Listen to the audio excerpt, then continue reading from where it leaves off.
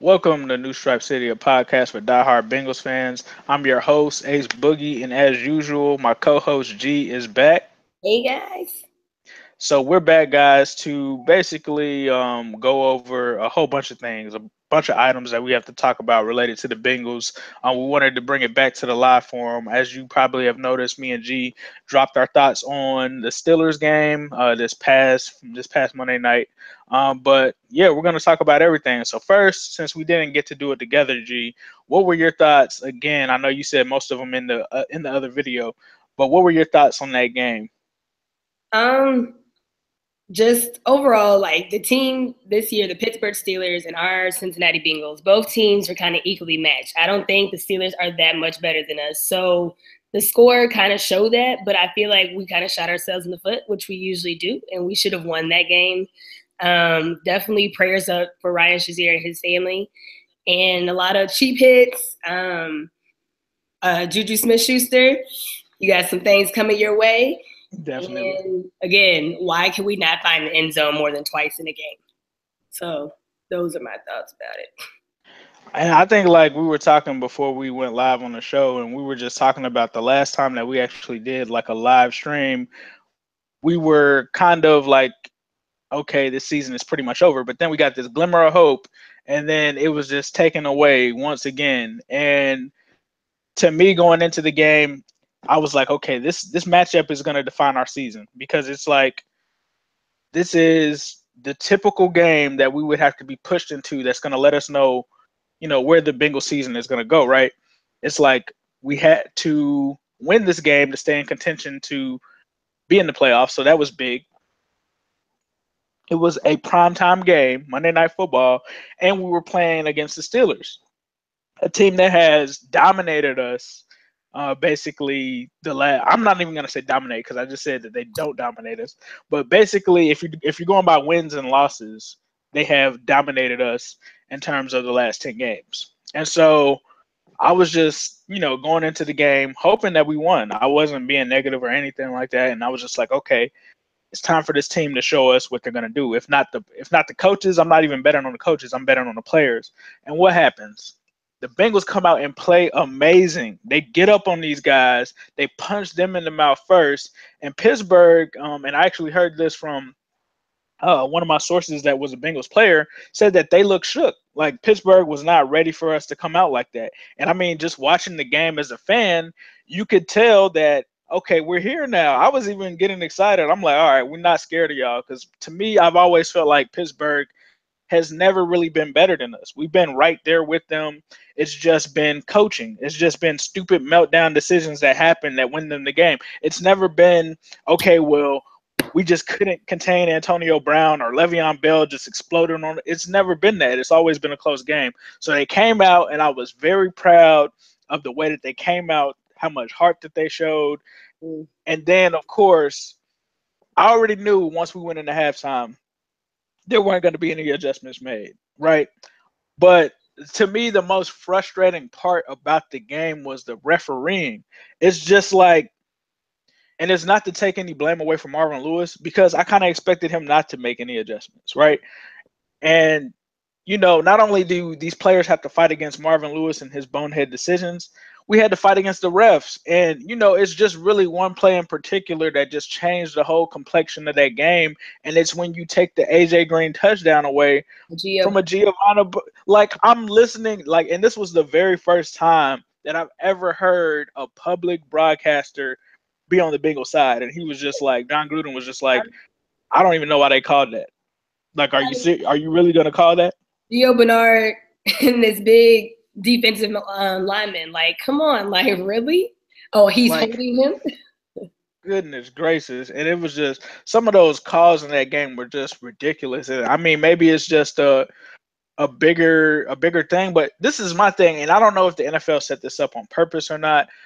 But the referee team that actually refed in this game led the league in penalties. Like they led the league in how many penalties that they called. So I don't know if they were trying to put this crew specifically for this game because they thought that they would make it, a safer game. But clearly that wasn't the case. Clearly it was like a bloodbath because everyone, and to me, and this is the thing, Like, yeah, there were bodies getting carted off and everything, but to me, that's football. Like, people were just like, oh my God, it's so dirty. There's so many headshots and all of that. But it's like, it's football. It's AFC North football.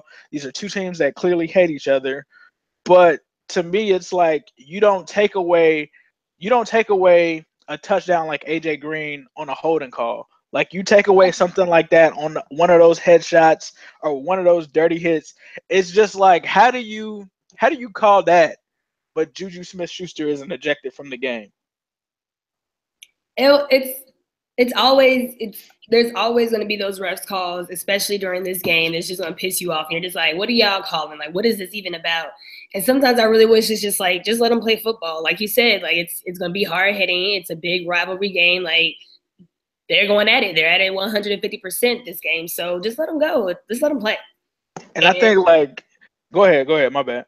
No, go ahead. But it's just like, to me, it was just almost in some ways this season in a nutshell. It like showed you how good this team could be, and then how quickly things could turn around and how they could falter.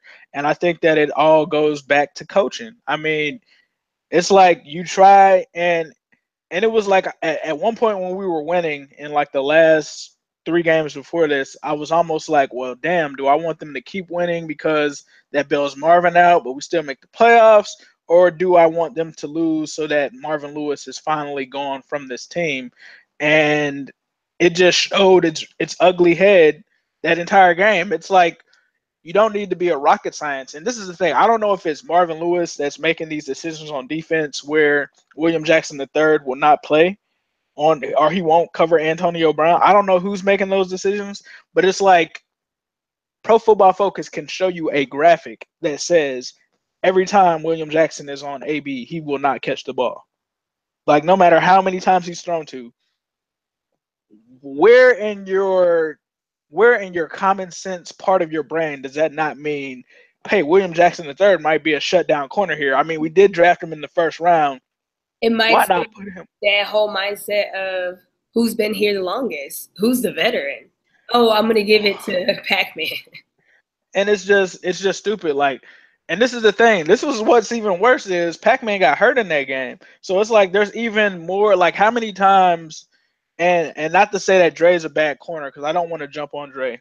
I think that he's decent. I don't think he's the best. I think he definitely does have mental lapses where he makes mistakes. But I think for the most part, he struggles with receivers that are faster than him, which any person that's a slower corner is really going to struggle with that.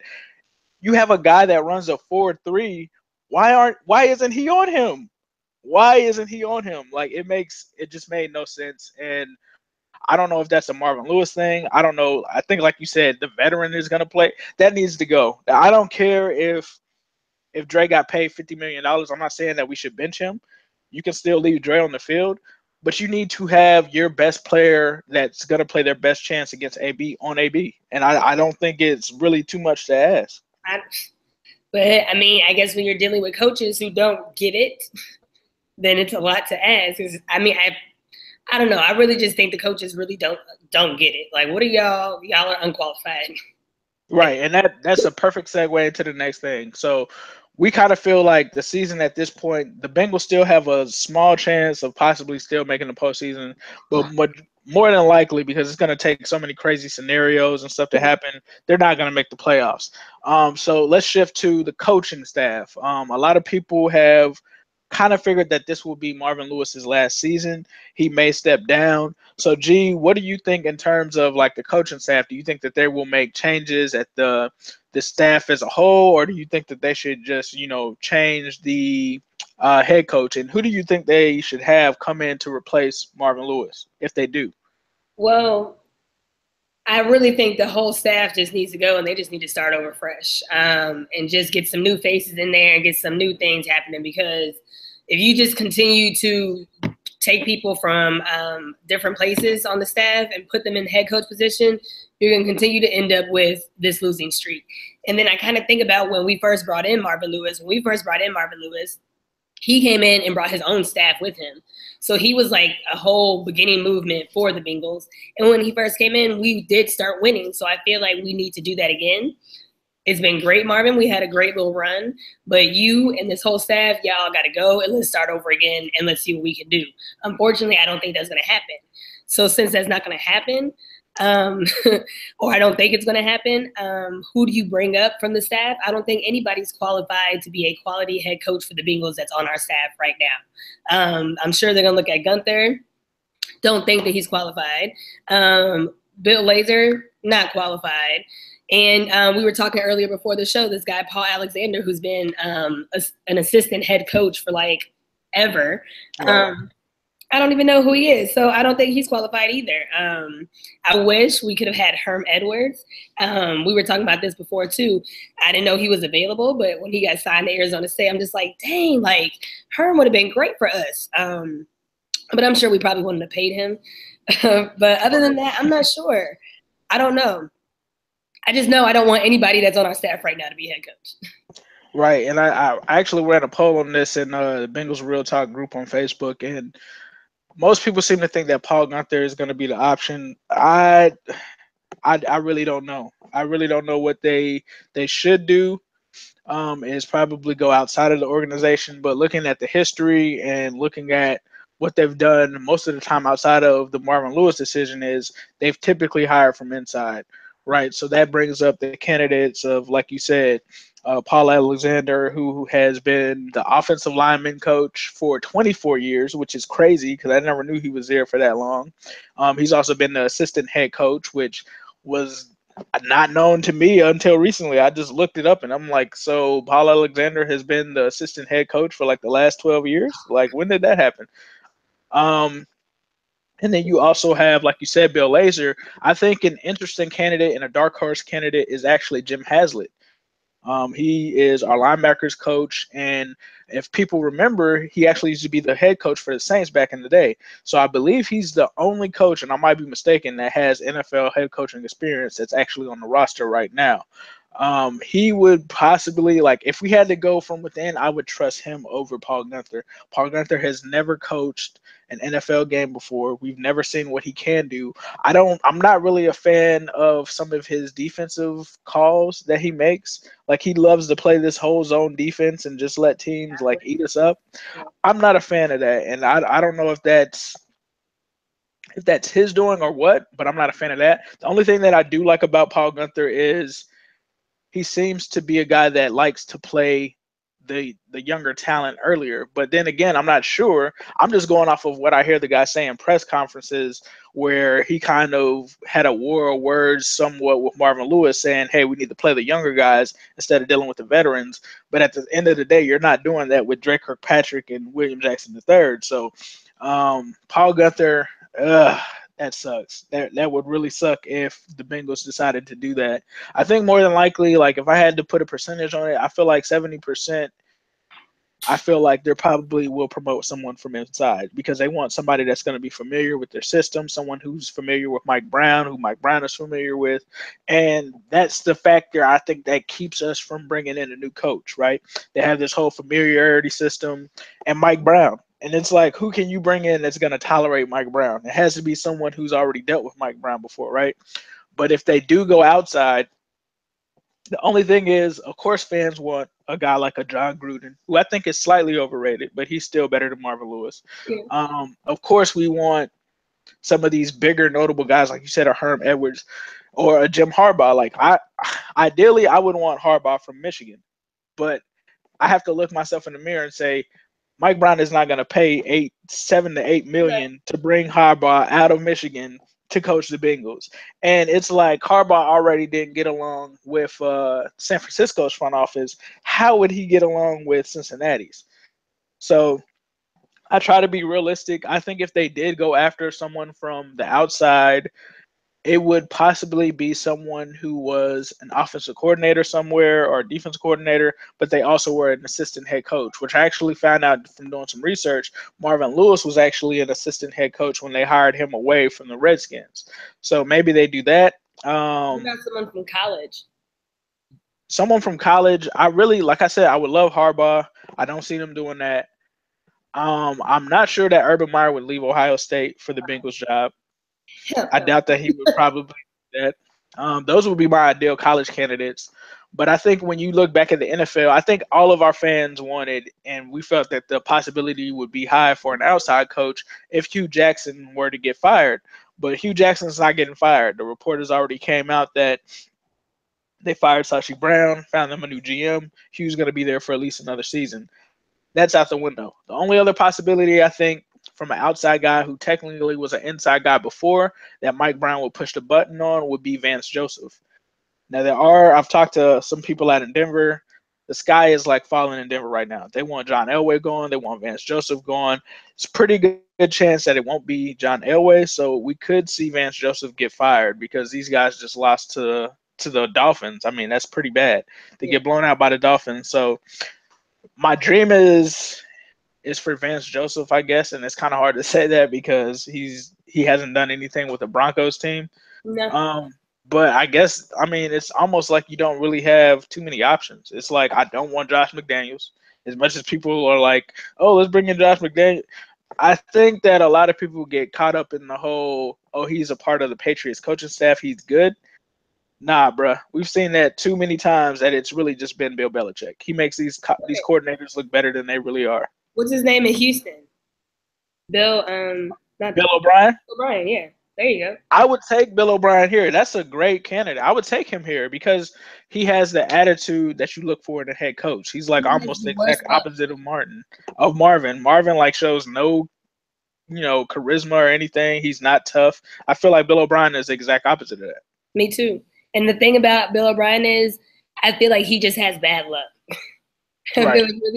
And I feel like if we could get him in Cincinnati, it'd be like a chance for him to really prove what he can do. Like, things just haven't gone his way in Houston, and I feel like a lot of the issues that have happened are not his fault.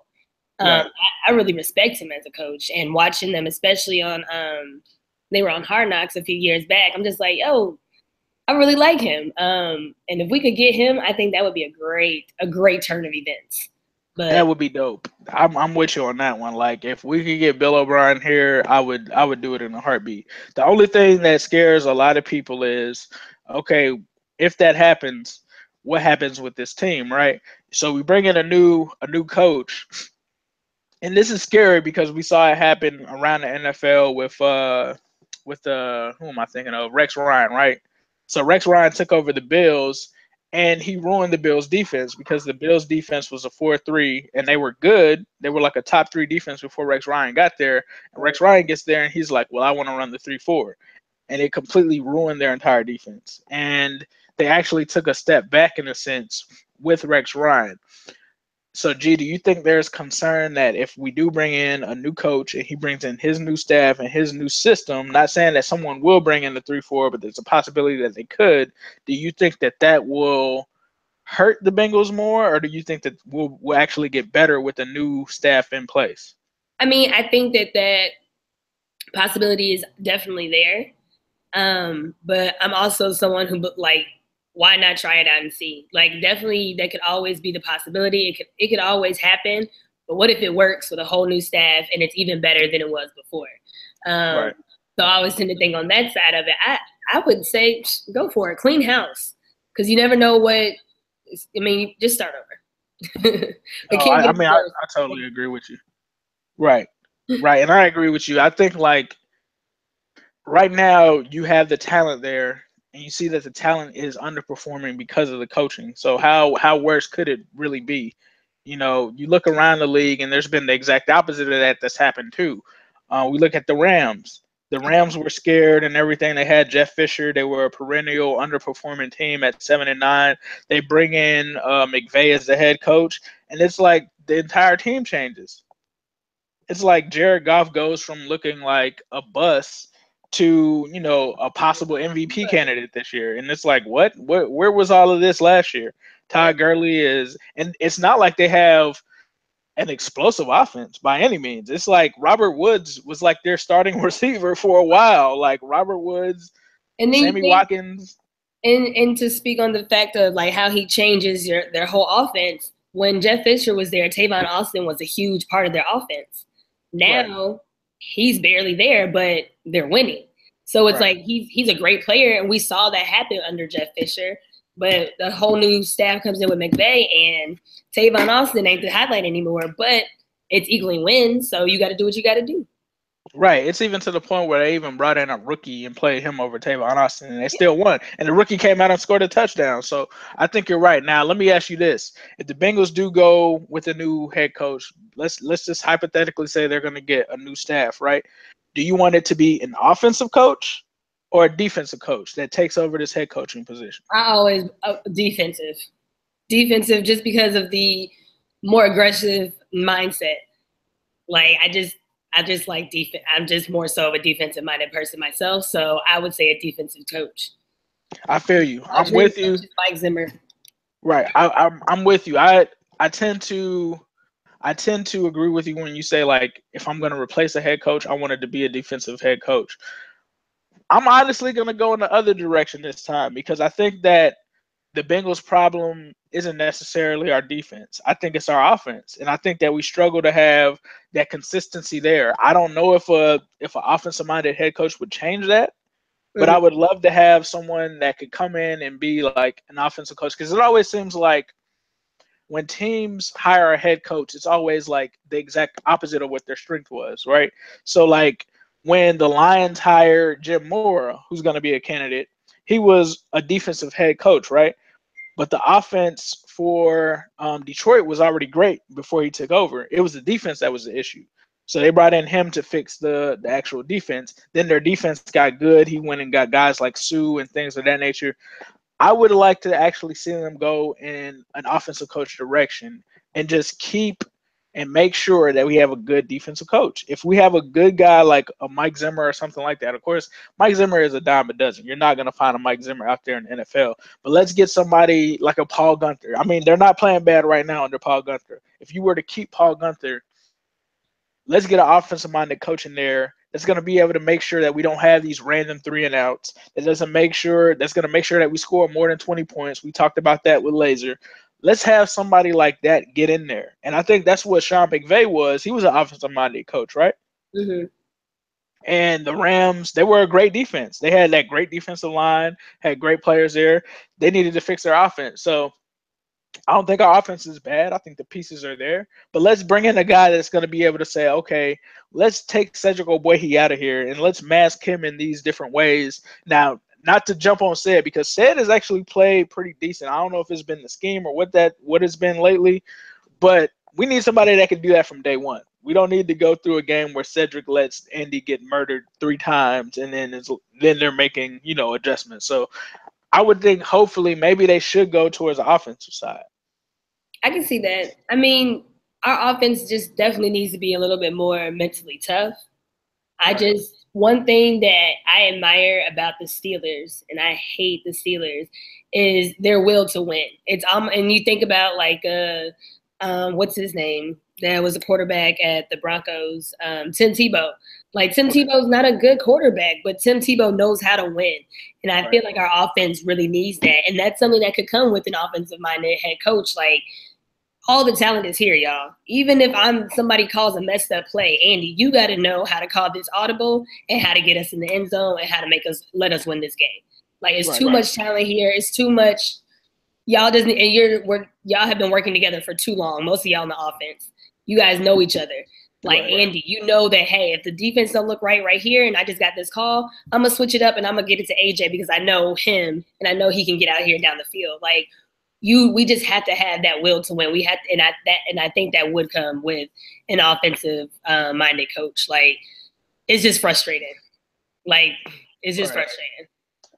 It really is, man. And I think like when you have an offensive minded head coach, like you said, they're able to increase that will to actually win. Because I feel like the last time we had that, it's funny I'm wearing this shirt, but it was in 2009, and it was the year that we were the Cardiac Cats, and it was like no matter what game we were in, we could come back and win it. Right. Like it didn't matter what happened, we could come back and win it. We weren't super amazing by any stretch, but we just had that will to win, like you said, and I think that needs to be instilled in this team from top down. Mm-hmm. And I don't know what the hell this Marvin Lewis run on your own gas. We've been running on our own gas for like ever, and yeah, Marvin Lewis has no gas whatsoever. Oh my gosh, run on your own gas. Run on your own gas. That was like the worst motto ever. We've been running on our own gas forever, Marvin. We've been running on those draft picks that you picked up for a while now. But that brings me into another thing. There's been a lot of people talking about John Ross. Gee, what are your thoughts on John Ross? Who? John Ross. Like, yeah, I don't. My thoughts. I don't know. Like, where has he been? Where is he at? Like, I don't. What is he doing? What's happening? That I don't. Yeah, that's how I feel. What's going on? One quick comment. We have some comments in here, and Aaron Carr. It looks like my nephew said when Burfict went out last game, the will to win evaporated. Marvin Lewis is definitely not going to fire them up, and I totally agree with it. It's like, man, every time something bad happens, and you look around like the NFL, like other coaches, they get in their player's face, or they bench a player, they do something. This is what Marvin does. What are you clapping for? What What a are you smart. clapping for? With the smirk, like what is the smirk for? What, like you just made a stupid bonehead. I wouldn't be surprised if after like the whole playoff debacle where Burfict and Adam Jones messed up, I wouldn't be surprised if he was like on the sideline clapping with his little fake Run on your own playbook. gas. Oh my God. Oh God. And Run neither on can your own Andy. gas where you burn timeouts before the the end of the game. Andy can't hype up anybody either. So it's Right. without Vontez, it's no hyping up at all. There is no Oh, turn. oh, and let me get this out there, man. I actually the last time I put up the video, I actually had two versions of the video, but one of them I had messed up. But kudos to Andy Dalton. I know y'all think that I'm like an Andy Dalton hater and that I just go in on him. I'm only skeptical of Andy by how he plays. Like when he shows up, I give him his props. Andy has came in, turned his season around. I think someone quoted and said that he had like 6 touchdowns to 0 interceptions. Andy has did his thing, bro. I'm not even gonna lie. I'm. You guys don't hear me right now saying that we should go and draft a quarterback because a couple weeks ago I was saying we need to go and take Lamar Jackson.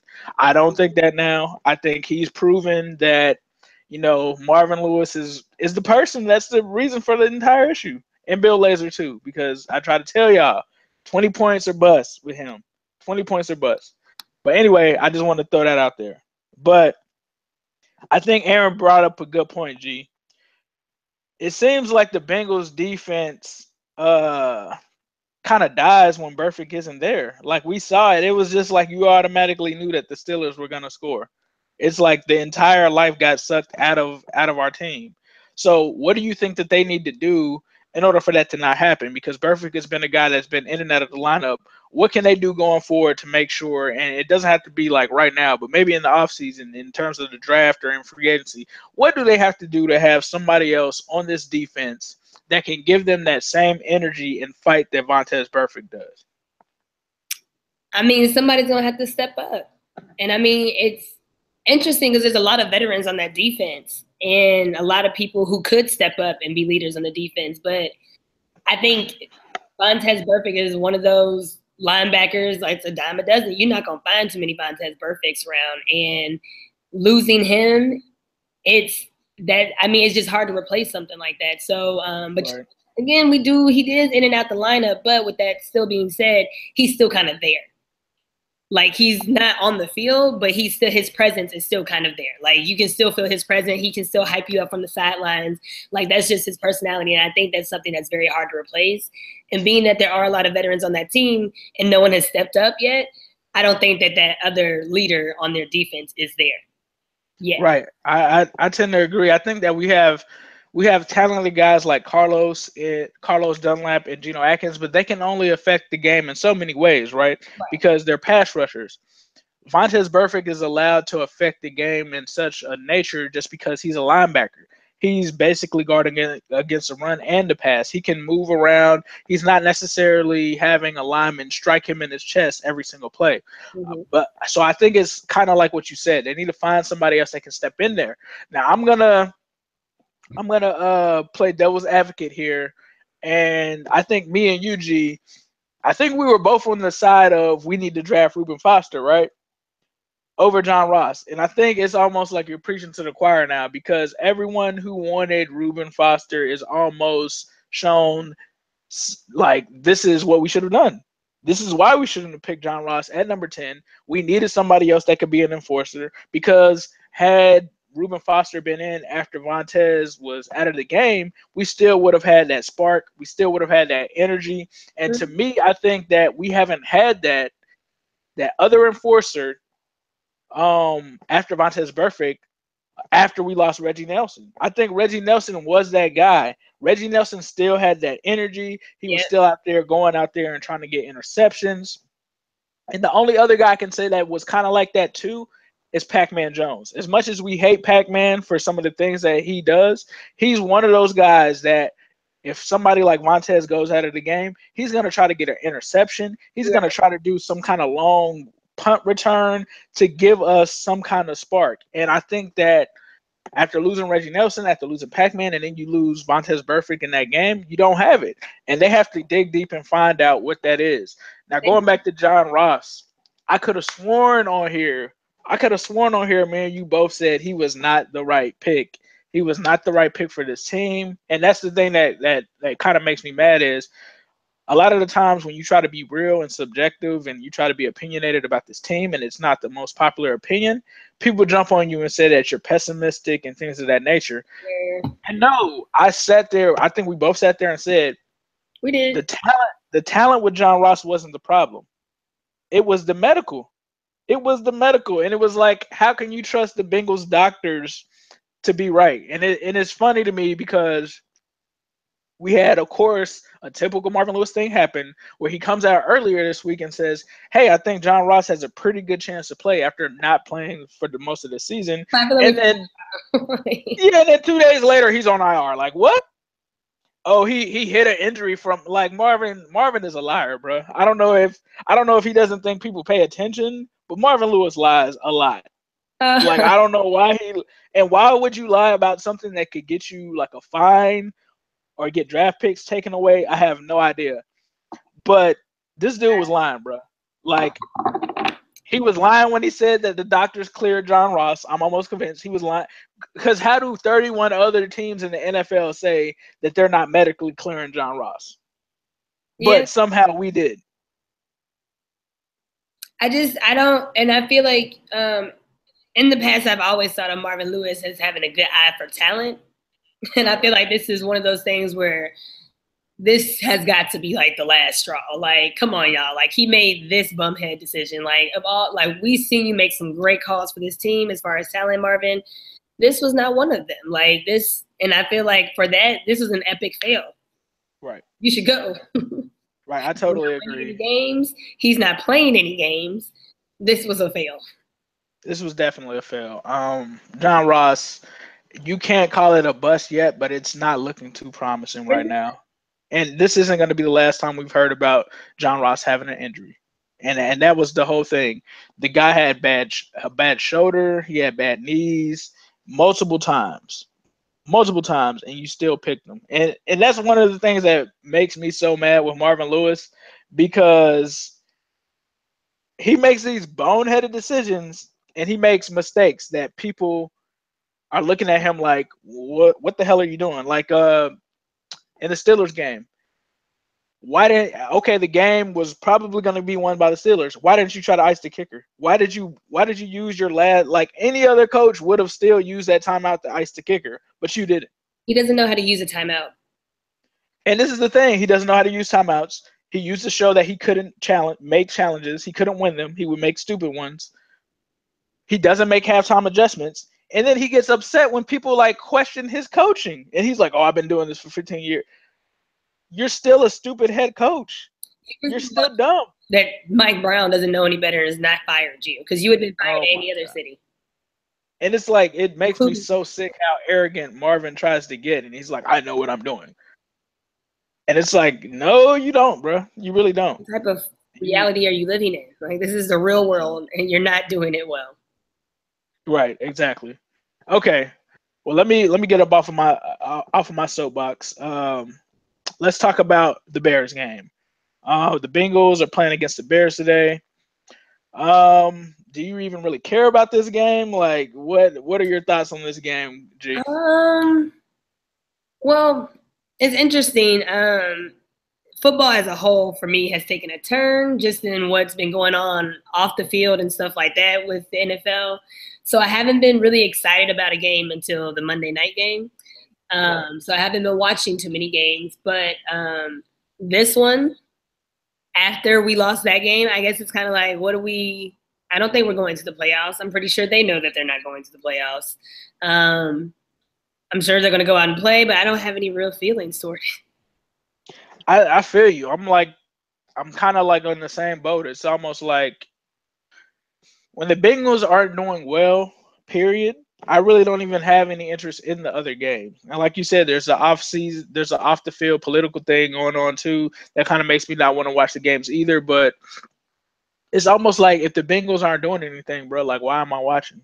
Like I even remember, I feel like in 2015 when we lost, like I don't even think I watched anything until the Super Bowl because it's just like, to me, I almost get depressed when the Bengals lose. It's like I go into this mini depression, and even if I have a fantasy team or something, I don't even want to watch the games, bro. I don't even want to watch them because it just reminds me of how we lost and the games that we lost. And I think watching any of these seasons, watching any of these games going forward, I'm gonna think back and say, even after we win, I'm gonna be like, well, damn, we should have won the Packers game.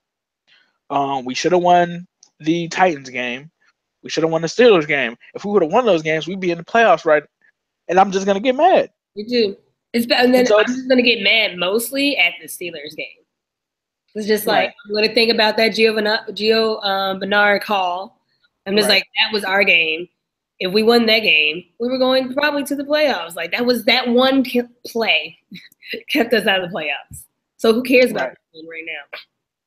Right, exactly. And it's like, I don't know. It's like, of course, I'm going to watch the team. I'm going to want them to do good. But it's almost like, all right, if you guys try to win out here, is that going to do more damage than it will good? Because then our draft pick is going to be kind of up in the air. Like, you're going to go from a possible top 10 draft pick to, like, let's just say hypothetically 15. Yeah. That's not cool, bro. Like, I'd rather have 10. If I knew, like, if I had a crystal ball and it's like, you're not going to make the playoffs, I'd probably, honestly, I don't know if I would want to lose to the Bears because that would be very embarrassing. I would probably be upset, but I don't know. I don't think that it's going to do anything for us. But I wonder, so if we have a top 10, we can get a top 10 pick. But what if we kept the same coaching staff? Oh my God, I would probably. So then that kind of sits with me too. It's like, do we be like breaking news? Ace Boogie strangled himself in the closet because the Bengals decided. Yeah, we get this high draft pick, but if he's going to be like another John Ross or something like that, what's the point? Like now we're just wasting draft picks and losing games.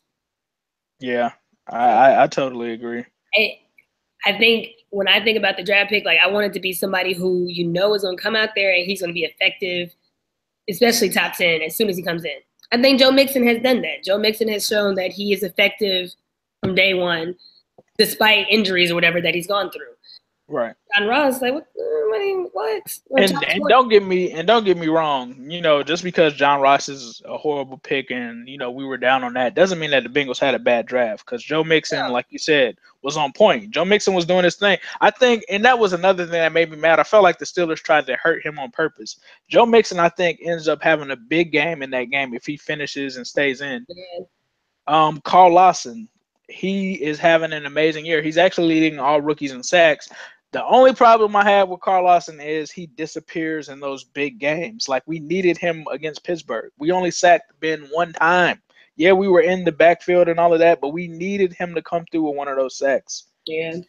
So, G, it looks like we have a comment for you. Aaron says that his wife is a Steelers fan, and my mother and sister-in-law as well. He says that he knows that pain. I don't know which pain he's referring to, but he says he knows the pain. The only division game we have left is the Ravens. And it seems like they agree with us saying that the spark on defense is Pac-Man and Perfect that make the defense. Yeah.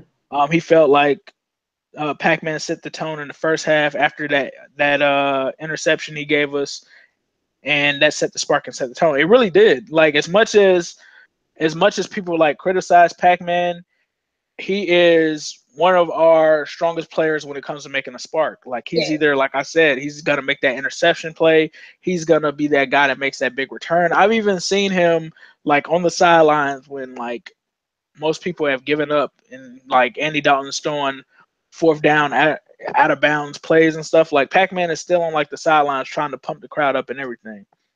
So Him and I can Burfict. see Like, that. if we lose them, what we do? Big Red upside your head. I'm assuming that he's a Dalton fan just by that name. Says that injuries hurt us bad. In my opinion, I think Pac-Man, Mixon, and Burfict leaving the game cost us the game. I'd have to agree with that. Yeah. I mean, I'd have to agree with that. Like the Steelers really only lost Ryan Shazier. Not saying that that's not a big loss for him or anything, but that's like one of your players. Like you didn't lose Bill, you didn't lose AB. I mean, they'll probably come back under here and say, "Well, we did the other year when Burfict took him out, whatever." But I have to agree with him. I think like Joe Mixon. Let's talk about Joe Mixon for a second, right? Joe Mixon was everything we thought that he would be, right? Like Jeremy Hill just didn't do his thing this year. Giovanni Bernard, when he's had the chances to play, has been great. But Joe Mixon has been a great pick for this team, and I think that for a while he was kind of struggling to put it together, but I think he finally put it together. I think the offensive line finally got with him, and I think that we have a draft gem in Joe Mixon going forward. Sorry, my computer's about to die. No, you're good. You're good. But yeah, going back to the Bears game, I think that we should win this game, unfortunately, and it will keep us in playoff contention. But hopefully, it's not all for nothing. So hopefully, we go out here and do our thing. I don't really think. I think, like Aaron mentioned, the person that we'll have to watch out for is Tariq Cohen. He's very flashy. He seems to be in that mode of players that the Bengals typically struggle against, who are just athletically gifted. So he's actually from a HBCU. He actually went to North Carolina A&T. Yeah, but he's pretty good. I think we'll have to. I don't think Mitch Trubisky will be too scary for us. I don't think he's going to be anybody that we really need to worry about. I think when you look at the Bears team as a whole, of course you have the other running backs. I think you really just have to watch out for their running backs and their defense. I think their defense is actually low key pretty decent. They have a pretty good pass rush. But I think we'll get out of this with a W. I don't think it'll be too big of an issue for us. Agreed. Should be a pretty. And at least we'll actually get to see William Jackson III this time because now Pac-Man's on IR, so they have like no choice but to play him. Oh yeah, the groin injury. Dang, Pac-Man. Well, let's see. I mean, I think William Jackson III is good, except for that one play. Yeah, I agree with you. I agree with you. Like I don't know. Just let Bell out the game. I mean, out of bounds. Like I feel where he was coming from, but at the end of the day, you still have to. And maybe it was because like that happened at the beginning of the start of the second half, right? Yeah.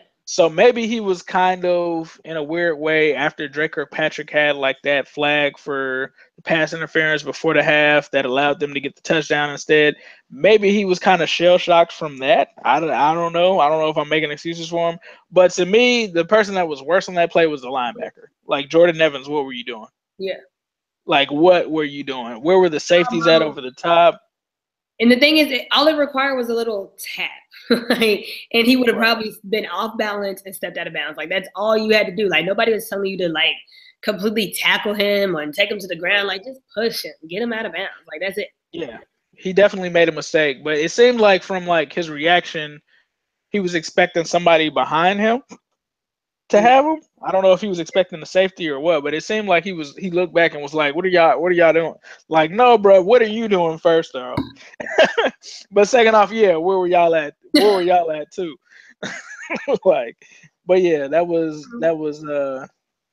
oh man, I don't even wanna man, this is almost like I get depressed when I watch these when I go through these Bengals Steelers games. No, man. It is. See, I knew it wasn't just him. Okay, so Big Red upside your head said, "Man, bro, that was Jordan Evans on that play. That was a boneheaded play." I thought it was. I remember seeing a linebacker just sit there and he like just didn't do anything. It was just a mess. It was ridiculous. It was the typical bad luck Bengals play that happens to us. Right. Typical, typical. But G, unless you have anything that you wanted to say, you have anything else? No, no. I guess after Monday, I'm just. Well, these are the things that we'll be able to look forward to. And I said this to a couple of my friends after the game, and I was like, you know what? And this is like right after the game. I was like, the only thing that will make me feel good is when we see that ticker at the bottom of ESPN that says breaking news: Bengals fire head coach Marvin Lewis after 15 seasons. So that will salvage our season. Maybe we can pop a bottle or something like that when that happens. Yeah, we And would have to look, do like a special show for that. Like, yes, we'll definitely have to do a special show like the Marvin era is over show. So we had that to look forward to. So hopefully we get a new coach. Hopefully they make a good decision on who it is that they have as a coach, and hopefully we get a pretty decent draft haul here. But it does seem to be a pretty impressive draft class. And you look at some of the teams that kind of give you a little bit of hope. You look at a team like the Philadelphia Eagles, who within a coaching change and a couple of draft picks have tremendously changed over their entire team. Let's just hope that we can do that. Let's yeah, look at the Rams. I mean, hopefully we can do that. I think this city and our fans and everybody involved that cheer for the Bengals deserve better. Yeah, mhm, and I don't think it's wrong for us to say that, but I feel like we deserve better. absolutely, totally agree. Marvin Lewis era is over. Yeah, we're gonna speak it into existence. It's over. It's done. It's over. It's over. We're not gonna even bring the possibility of it coming back. But thank you guys for tuning in as usual. We will leave you guys with a who day all day, every day, and especially on Sunday. Happy Sunday.